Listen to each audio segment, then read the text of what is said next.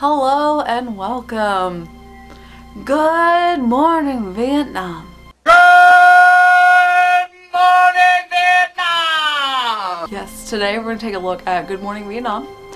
It was released by Touchstone Pictures in 1987, and it is all about our wonderful radio DJ, who was a real person, and he is portrayed by Robin Williams, the wonderful late great Robin Williams in this, and the Vietnam War. How much of that movie was real?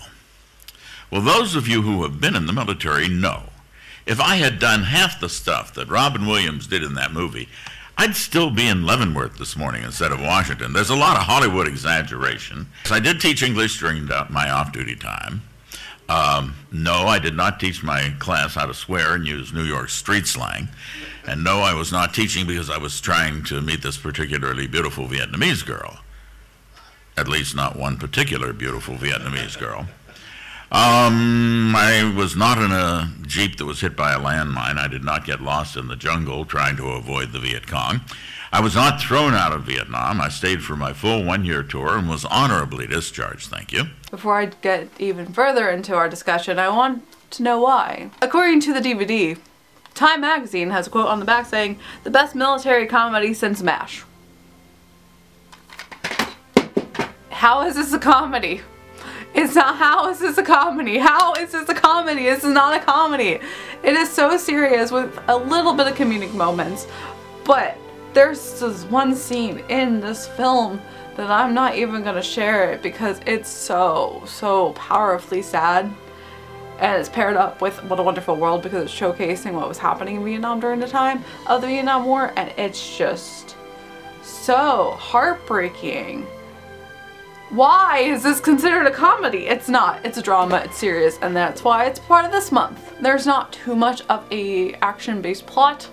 It deals more with Adrian and his struggles of being able to bring humor to our military and the army during the Vietnam War, as well as him dealing with the people around him that are kind of basically trying to shut him down, trying to shut his radio program down. Former VP Richard Nixon will arrive here this week. Drywitz, I've assigned you to cover the PC. He likes to say PC instead of press conference. And if you do happen to speak with him, please be polite and to the point at all times. And then him also making friends with a couple of the Vietnam folks and having to deal with them and also leaving their home behind, and then their side of it, seeing these Americans basically take down their homes. And it's a slice of life film historically. This actually did happen. It is based on a true story. It's based on a real person. It's a lot more exaggerated though, obviously, because we have Robin Williams and he's known for his improv. And he did improv a lot of the conversation. Can you tell us what you've found out about the enemy since you've been here? We found out that we can't find them.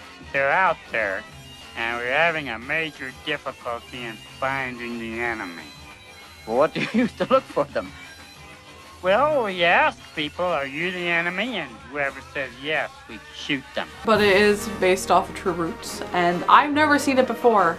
And I'm really happy that I finally got to see it and I got an excuse to put on my list to watch it because I know this is one of the greatest films that has been made. And as we know, it is used in our great movie ride, which I still miss and will be continuing to be bitter about.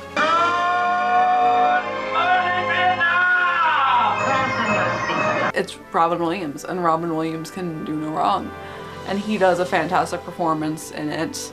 There's such a great balance between light-hearted humor and tragedy, and it's just something that you need to prepare to watch. It is a hard R-rated film, and I still laugh that it is Touchstone. And when you hear them cursing every other minute and basically showing this hardcore imagery and showing real life, it makes you, at least for me, it makes me laugh because I feel like this is completely the opposite direction that Disney wants to be a part of anymore. And that's why they made Touchstone, so they could do the adult films without any issues. I still always consider it a Disney film. It just is very interesting to see how life was back then. It was a lot different of a time. Even though it was filmed in '87, well, it was probably filmed in like 86 because it was released in 87. But it was taking place in the year 1965 in the middle of the Vietnam War. Not shrink. Really, you gotta be careful, Jack. That's some heavy stuff up there. That's like Newark after dark. You gotta watch out. That's some heavy shit going down, baby. You feel like George Wallace campaigning in Harlem. Hi, have you seen my face? Get your ass out of here. You gotta watch it. What type of music? You guys be careful. What's your name? My name is Louis Stryker. Louis Stryker. Brother Stryker. Thank you, Brother Stryker. John Dunham. John Dunham. Jay Snyder. Feels like a Musketeer show. Annette, Cubby, Roy. Well, you guys, you take care of yourselves.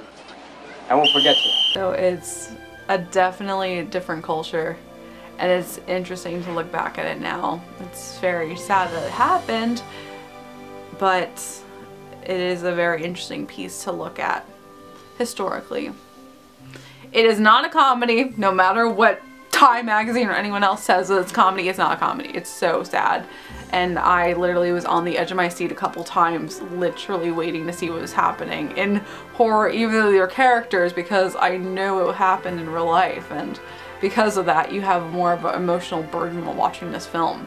But it is excellently well done. I did like the choices that they made, and it has some really great music, because I love 60s music, so I was really happy with that. And obviously it's well acted, so it is a very, very, very well done film.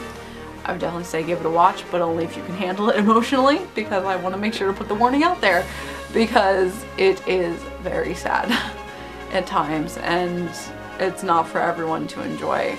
It depends on how you like to handle these things. But we're going to continue on with more Robin Williams. I didn't plan it out this way, but it just happened. And we're going to talk about Dead Poets Society tomorrow. So you can stay tuned, and as always, I hope you have a magical day, and I will see you real soon.